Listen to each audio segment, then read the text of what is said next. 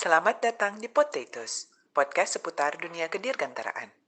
Fasten your seatbelt and enjoy the ride. Halo Potatoes. Hai, Gue Eli, Gue Sesi, gua Rendra. ketemu lagi di Potatoes. Potatoes, podcast seputar dunia kedirgantaraan. Kalau dari sekian banyak tadi berarti Niki tadi dari tahun berapa di NTP? 2010. Saya dari 2010. Hampir 11 tahun lah ya sampai saat ini. Dari rentang waktu itu ada nggak pengalaman yang seru gitu yang bisa dibagi selama bekerja di PT NTP? Ya, karena waktu saya dihabiskan banyak di engineering ya selama 9 tahun, pengalaman seru itu banyak sekali, terutama yang berhubungan dengan customer. Salah satunya itu saya pernah merepair mesin pesawat di sebuah negara ya di Timur Tengah. Saya tidak bisa sebutkan nama negaranya, mohon maaf. Di Timur Tengah, oke. Ya, pokoknya di kawasan Timur Tengah ya. Baru kali itu saya dimarahin pakai bahasa Arab. Mukanya marah, tapi saya nggak ngerti itu. Ngomel-ngomel apa, saya nggak ngerti. Jadi nggak sakit hati ya? Iya, saya cuma diem aja ngengesan. Harusnya lu aminin, siapa tahu dia lagi berdoa, Ki. Iya, siapa tahu berdoa ya. Amin, amin. Jadi kami kan didampingi oleh ini ya, oleh istilahnya apa, translatornya begitu. Nah, translatornya baik banget sama kami tuh, pakai bahasa Inggris tuh, please have a drink gitu ya, silakan makan, silakan minum gitu. Tapi yang pakai bahasa Arabnya kan marah-marah, ngomel-ngomel. Ya namanya. Mungkin translatornya juga nggak ngerti dia marahin apa. Ngerti, tapi nggak disampaikan ke kami gitu. Jadi ya dia menyampaikan misalnya dia kecewa kenapa begini kenapa begitu gitu, tapi ya itu istilahnya perjalanan dinas, ada komplain dari customer, lalu kami cepat tanggap ya, datang ke negara sana jauh-jauh itu 12 jam total penerbangan begitu. Nah nyampe sana ya mereka ngomel-ngomel dulu begitu, nah lalu ya puji Tuhan bisa kami selesaikan di sana gitu, engine tidak harus kembali ke Indonesia gitu. Nah setelah itu akhirnya ya mereka senyum-senyum lagi gitu, tidak marah-marah lagi. Maki-maki pakai bahasa Arab.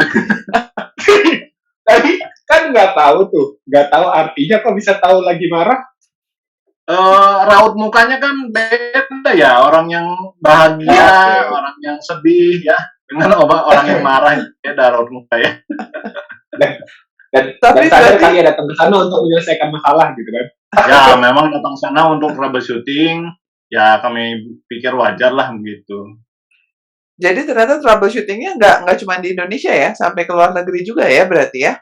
Ya betul. Karena mereka memakai pesawat yang engine-nya sudah di engine-nya capable di dalam capability list-nya NTP ya. Oh, jadi customer-nya ini bukan cuma Indonesia loh. Bukan cuma di Indonesia, betul. Apalagi engine yang saya pegang itu kan yang PT6 series. PT6 series itu engine turboprop terbanyak di dunia populasinya.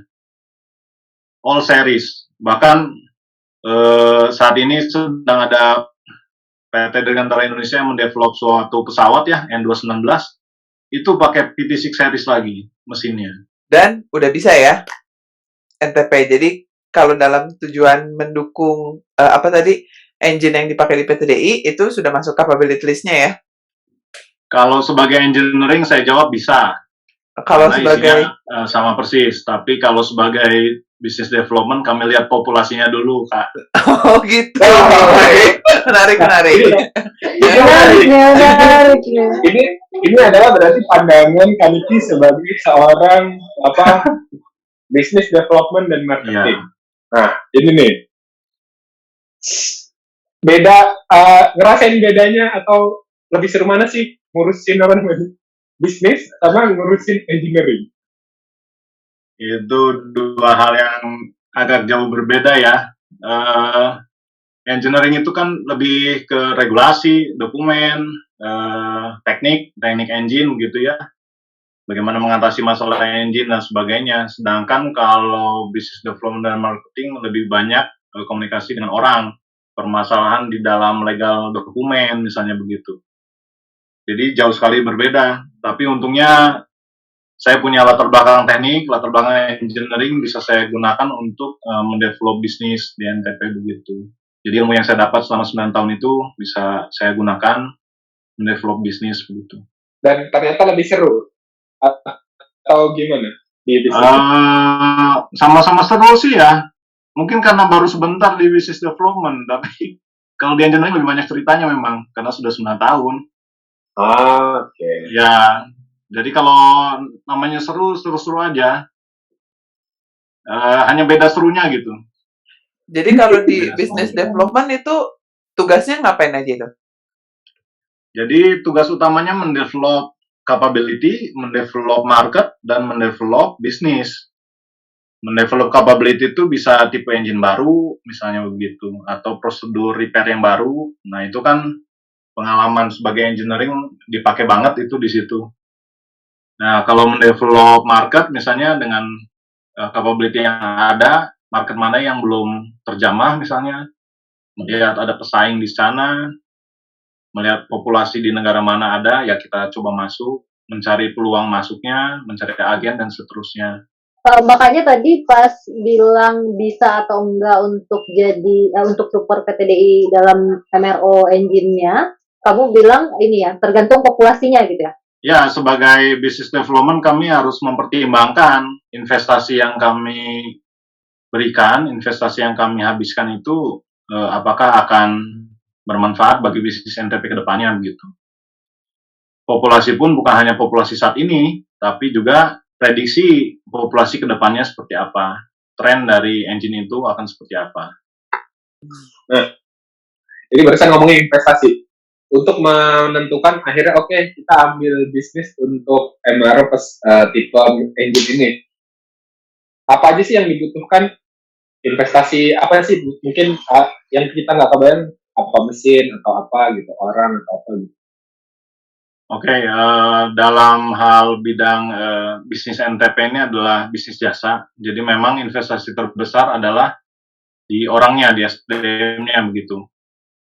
Kenapa saya bilang besar? Memang mungkin di awal tidak besar ya, tidak terlalu angkanya terlalu besar, tapi memaintain orang agar tetap di NTP, misalnya memaintain kemampuannya, trainingnya, regulasinya itu sebenarnya secara menahun totalnya akan besar gitu. Tapi kalau untuk investasi awal, yang paling mahal adalah special tool, lalu kemampuan TESEL, dan pembelian manual. Mungkin gambaran aja, kalau kita sama-sama masih nol gitu, memulai satu tipe engine, MRO itu kurang lebih butuh uang 10 juta dolar. Waduh, 10 juta dolar. Ya, dari nol banget gitu ya, belum punya special tool, belum punya apa. Untuk membeli special tool, terutama TESEL-nya misalnya, membangun TESEL-nya, membangun hanggarnya, itu kurang lebih 10 juta dolar. 150 M ya itu ya? Ya, itu satu tipe engine. Satu tipe Yang engine. dari nol banget. Sudah termasuk rating SDM-nya? Sudah ditrainingkan, sudah dapat sertifikasi authority dan sebagainya. Itu angka, apa ya istilahnya, angka kira-kira lah, kurang lebih hampir semua seperti itu, saat ini. Tapi kalau misalnya udah pernah punya minimal satu tipe, untuk kemudian jadi dua tipe, nggak segitunya ya, agak turun sedikit mungkin. Ya, apalagi misalnya series ya, misalnya PT6A itu ada DAS 27, 34, 114 dan seterusnya. Kemudian N219 itu pakai DAS, kalau tidak salah DAS 62 ya, atau 42. Nah, itu tidak akan jauh berbeda, investasinya tidak akan terlalu banyak. Oh, jadi beda dash itu beda ini ya, beda manual gitu.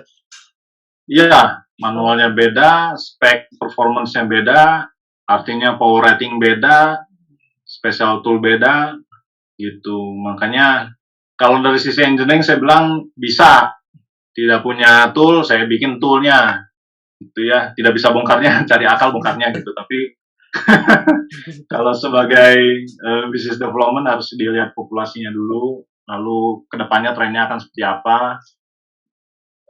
yang memakai berapa, di negara lain bagaimana, seperti itu.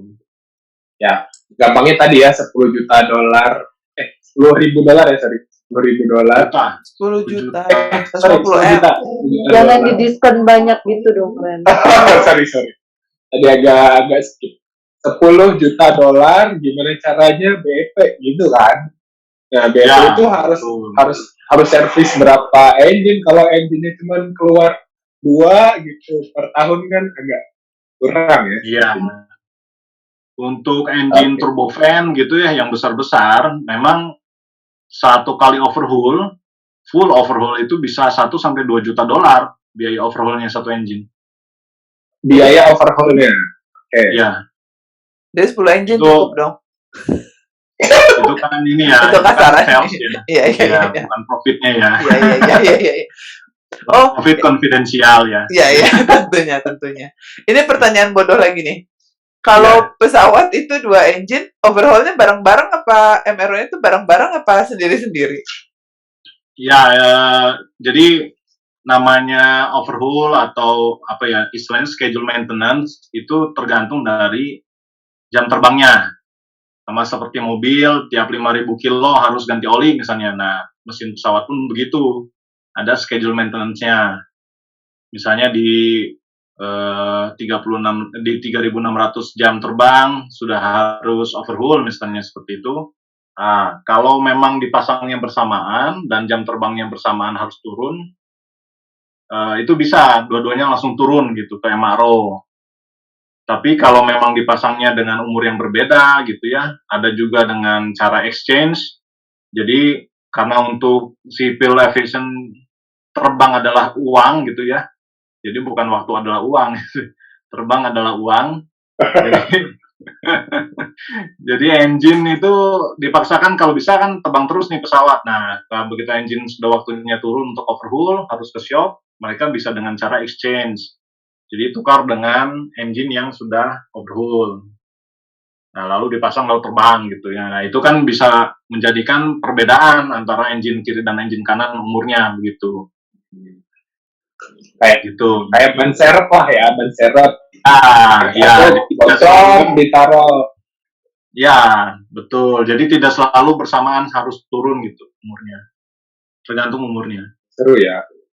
Kayak ngebayangin kayaknya sibuk banget ini kali di NTP ya, melihat kan kalau misalnya pesawat misalnya overhaulnya mungkin lebih panjang kan pasti daripada overhaul engine sendiri.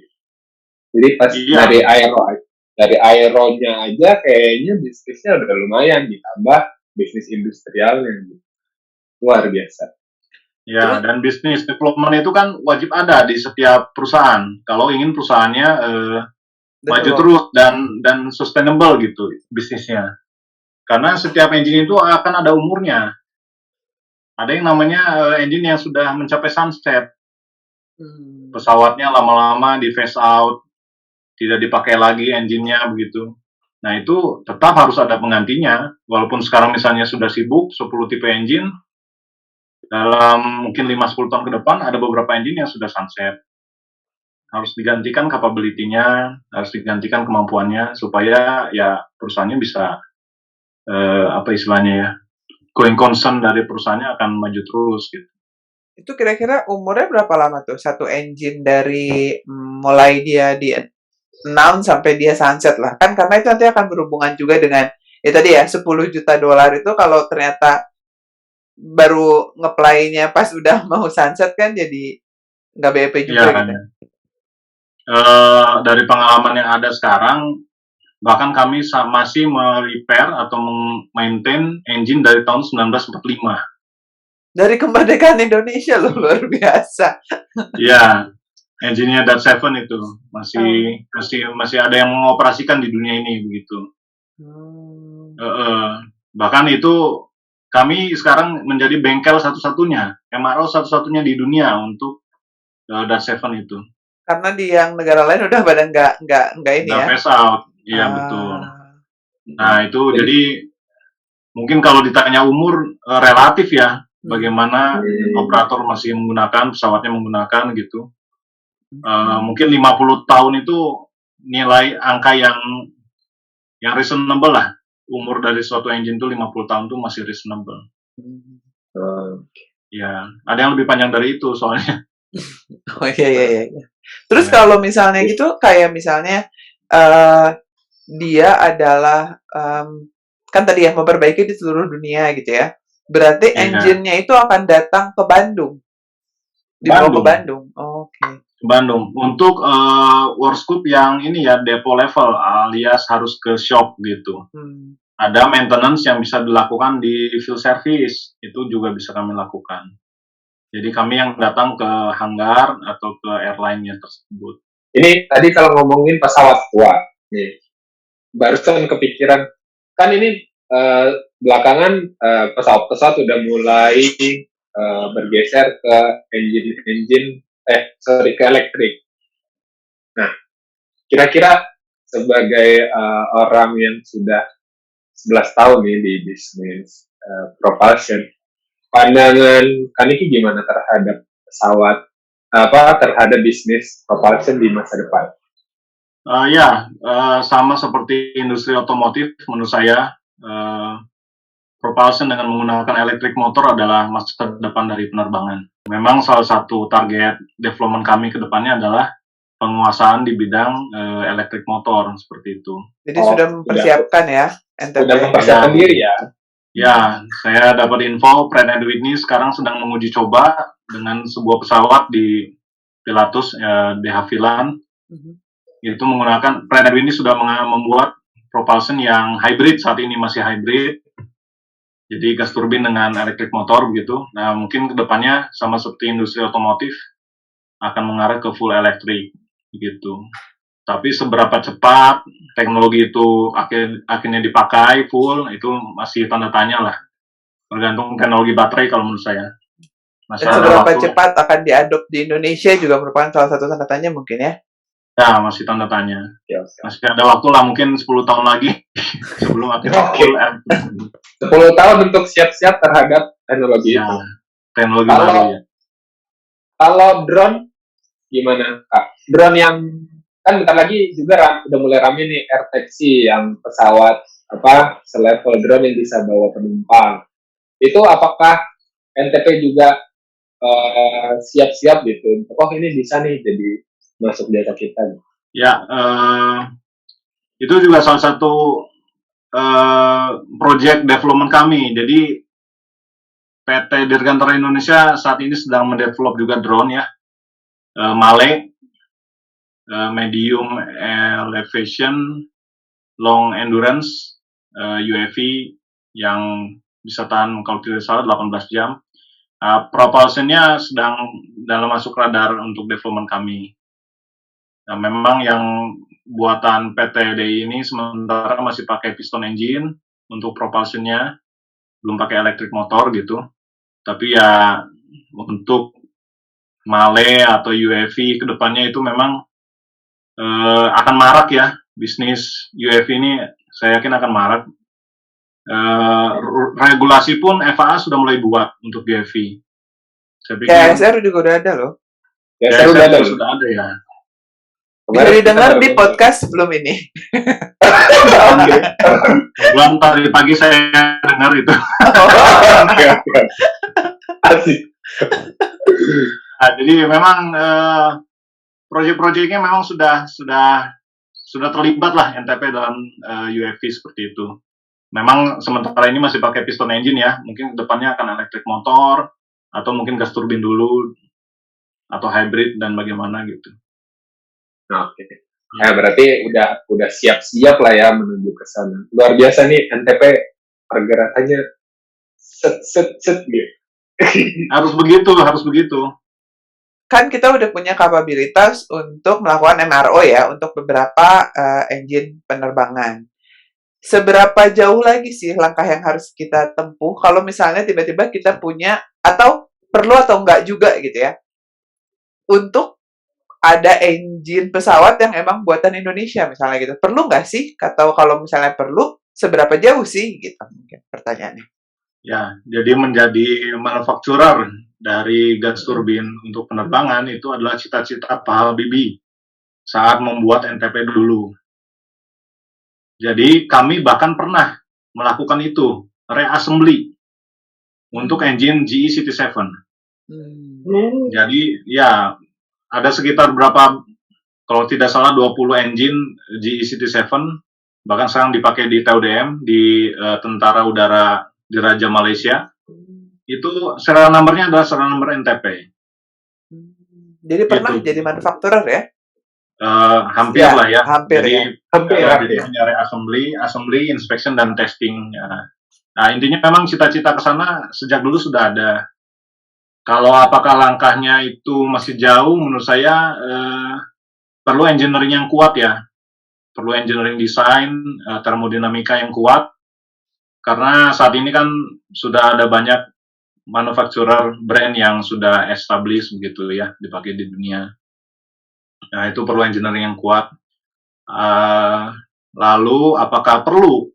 Menurut saya, untuk kemajuan teknologi di Indonesia, untuk merangsang ke-engineeringan untuk maju lagi gitu ya, di bidang engineering ini perlu menurut saya. Harus ada di Indonesia ini, harus bisa membuat gas turbine engine gitu. Nah, bagaimana kita bersaing di bisnisnya? Ya dengan regulasi, dengan rasa cinta tanah air. Semua misalnya pesawat dari PTDI harus menggunakan produk Indonesia, menurut saya akan bisa saja disinergikan di dalam negeri begitu. Ya itu kecintaan terhadap tanah air sih utamanya. Kalau engineering, profesor-profesor di orang Indonesia di dunia penerbangan, saya yakin sudah banyak. Dosen-dosen saya itu yakin bisa bikin gas turbin itu. Bikin pesawat bisa, bikin gas turbin pasti bisa. Tinggal mau atau enggak, terus disupport atau enggak gitu ya. Betul itu. Tapi tadi menarik sih. Cinta tanah air. Yang apa?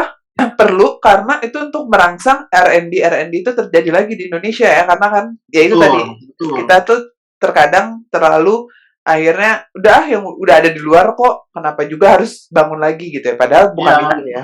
Ngapain sih bikin, kan udah ada yang punya, beli aja gitu. Ya, tapi kan ke-engineeringan jadi pudar. Iya. Iya, banyak yang akhirnya kuliah di luar negeri nggak balik lagi ke dalam negeri gitu. Gimana caranya supaya jadi bisnis service engine ini banyak, tapi butuh kemampuan yang khusus. Nah, kiat-kiat untuk supaya gimana bisa jadi kayak propulsion engineer kayak Kanik ini. Mungkin barangkali ada pendengar Potetes juga yang sekarang mungkin lagi kuliah atau lagi cari pekerjaan. Ya, buat teman-teman ya, jadi lulusan teknik penerbangan tidak harus masuk ke bank, tidak harus masuk ke dunia perminyakan gitu ya, pertambangan gitu. Di dunia penerbangan pun tidak semuanya mati begitu ya, tidak semuanya redup. Kalau mau menjadi propulsion engineering, menurut saya harus open mind ya, harus fleksibel, mau belajar hal baru, terus belajar hal baru. Intinya itu aja, dan kerja keras. Tidak ada yang sulit sebetulnya. Di kuliah pun belajar kok itu propulsion. Untuk yang teknik penerbangan ya, SKS itu propulsion. Jadi jangan khawatir lah, termodinamika jelek nggak masalah, tenang aja. Jadi Nanti akan belajar lagi pasti ya. Ya, tetap aja di dunia kerja kita akan tetap belajar lagi. Okay. Yang penting mau berusaha, mau bekerja, mau belajar hal baru dan bekerja keras. Ya. Intinya mah tetap lurus di jalan penerbangan ya, jangan ke bank, jangan ke pertambangan gitu. Itu karena saya nggak keterima aja di pertambangan. Tapi saya yakin valid apa yang diomongin Kaniki, karena perkembangan karirnya sekarang seperti apa dalam waktu 10 tahun. Jadi teman-teman nggak usah khawatir, sesuai tadi yang dibilang Kaniki, tetap di jalur yang lurus kalau kata Heli tadi. Oke. Nah, sebelum kita closing, ada nggak nih closing statement atau pesan dari Niki untuk rekan-rekan Potatoes? Untuk rekan-rekan Potatoes, mungkin tingkatkan perasaan bela negara ya, bela cinta tanah air, bahwa berat di negara kita ini ada banyak kemampuan ya. Orang-orang kita juga punya kemampuan. yang tidak kalah dengan pihak asing begitu, bahkan bisa menyaingi OEM. Jadi kalau apalagi misalnya dalam hal ini maintenance mesin pesawat, maintenance rotating equipment untuk industrial gitu, bahwa di Indonesia ini ada yang mampu begitu. Jadi jangan hanya main di luar negeri gitu ya, bahwa di Indonesia ini ada yang mampu. Boleh lihat di websitenya umcntp.co.id ya, untuk lihat capability full dari NTP begitu. Jadi Berarti sebelum linknya kita keluar taruh di lihat bawah. dulu dalam negeri ya. Jangan-jangan kita sebenarnya juga udah bisa. Iya begitu. Oke, Potato, sekian dulu episode kita kali ini. Gue Eli. Gue Sesi. Gua Rendra dan temen ngobrol kita hari ini. Niki Subianto. Sampai ketemu. Sampai jumpa di Potato selanjutnya. Dadah. Bye bye.